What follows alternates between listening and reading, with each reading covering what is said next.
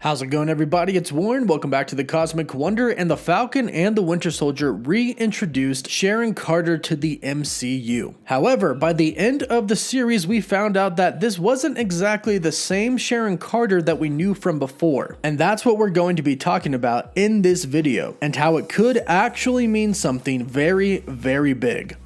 And a big thank you to Squarespace for sponsoring this video. Squarespace is an all-in-one platform for you to create a website and online store. They provide marketing tools and analytics and everything that you need to create a beautiful online presence and run your business. More on them in just a bit.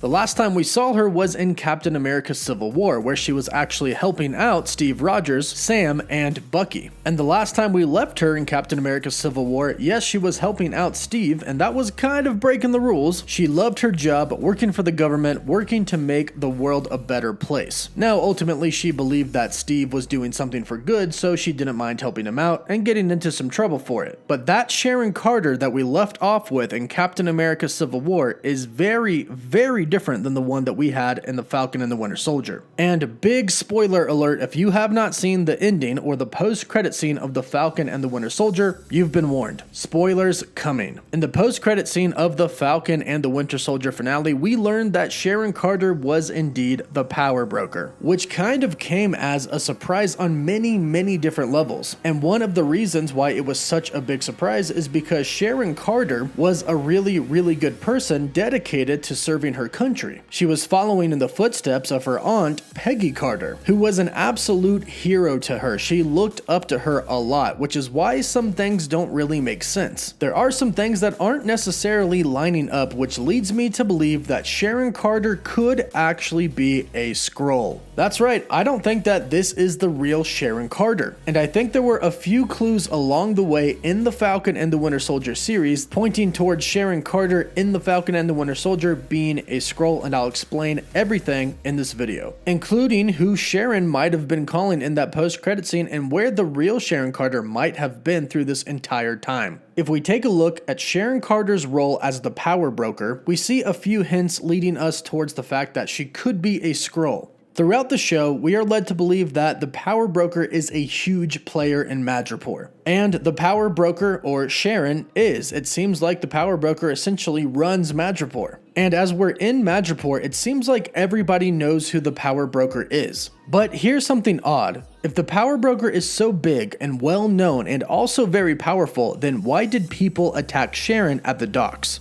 People came after Sam and Bucky and Zemo when they were going after Dr. Nagel, and they attacked Sharon. Why? It's very clear throughout a few episodes that Sharon does talk to people and mingle with people. She's the power broker. She has a lot of connections, so shouldn't these people attacking her know who she is? Weren't they actually sent by the power broker, aka her? Well, one explanation is she might not have a true form. If Sharon is indeed a SKRULL, then this SKRULL could shapeshift into other people as well, making the power broker's organization seem a lot bigger than it actually is. This would explain why these attackers actually attacked her, not knowing that she was the power broker. Further proof is that Zemo, who apparently knows everyone in Madripoor, doesn't know the power broker, and that's rather odd. As he walks into Madripoor, he seemingly knows everybody that he talks to, and he says that he knows of the power broker but has never seen the power broker's face. How is he so connected to everyone that is connected to the power broker but not the actual power broker? This could also be because Sharon Carter can shapeshift. Another thing to mention that is kind of odd is that only 2 years went by between Civil War and Infinity War.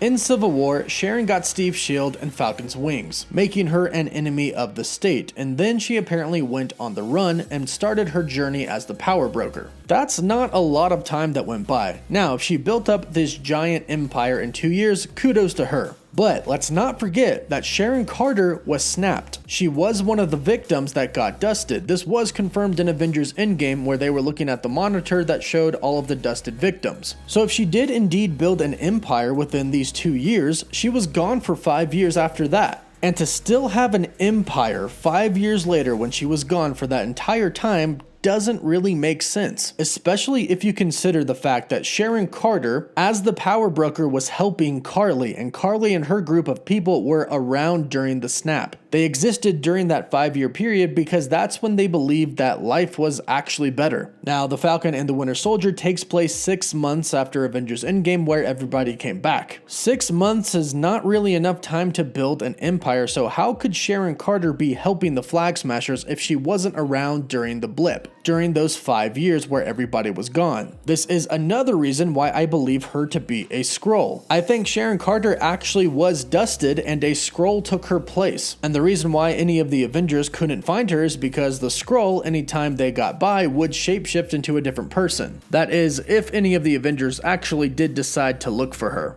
But I believe that it was a SKRULL who built this empire up during this 5-year period of time, pretending and actually taking on the identity of Sharon Carter. And this could actually explain the post-credit scene of the Falcon and the Winter Soldier finale. In the post-credit scene, Sharon calls somebody and tells them to get their buyers ready. She says that super soldiers may be off the menu, but they're about to have access to government secrets, prototype weapons, and more. Now, if Sharon is indeed a SKRULL, an alien, this could actually be a call to the alien mothership, because it's already been confirmed and announced that Marvel is making a Secret Invasion Disney Plus show. This is where the SKRULL actually invade Earth, disguised as other heroes. In fact, in the comics, it's revealed that actually half of the heroes that everybody has known and loved have been SKRULLs for a pretty long time. And what's the best way to invade a planet? Learn about their strengths and weaknesses and infiltrate from the inside. Then also try to have an army. Whether that be super soldiers or other armies fighting for you, you're going to want to be equipped to take over the world essentially, and eventually go up against some Avengers. Now, why does it make sense that she is a SKRULL? Well, it actually makes more sense for her to be a SKRULL than it does for her not to be.